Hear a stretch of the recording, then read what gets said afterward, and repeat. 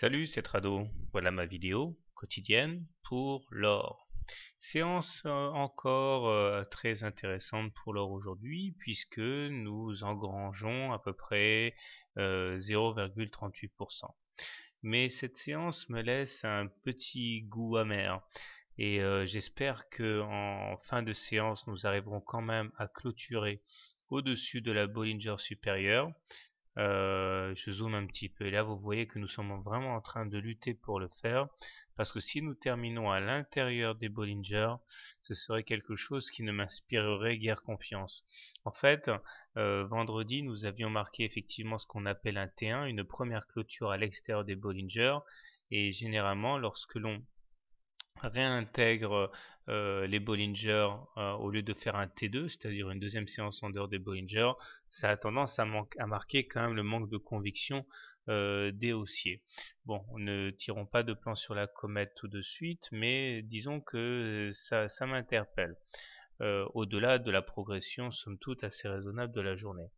De manière plus globale, nous voyons que nous sommes toujours bien orientés puisque nous sommes toujours au-dessus de la M7 qui est croissante, au-dessus de la M20 qui est croissante, ce qui veut dire que ce sont des supports maintenant à la baisse, et ces supports ont également en leur sein la base de la fourchette d'Androse bleue ici qui jouera également comme une fourchette. Donc ce ne sont pas les supports qui manquent, et ni les objectifs.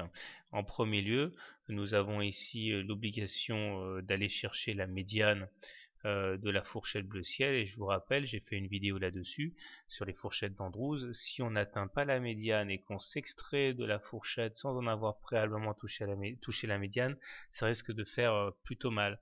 Et ce qui m'inquiète, c'est que donc nous semblons manquer de dynamisme dans notre hausse, alors même que la médiane est très très fuyante et que chaque jour qui passe, eh bien, elle s'éloigne un peu plus. On a également autre chose qui est intéressant à relever, c'est la présence de divergences baissières sur le MACD, sur le momentum, sur le stochastique.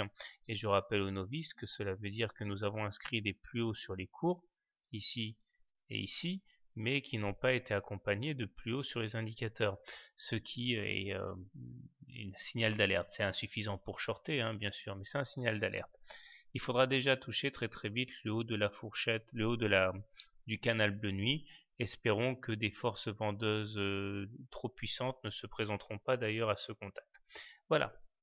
Alors, comment trader l'or demain?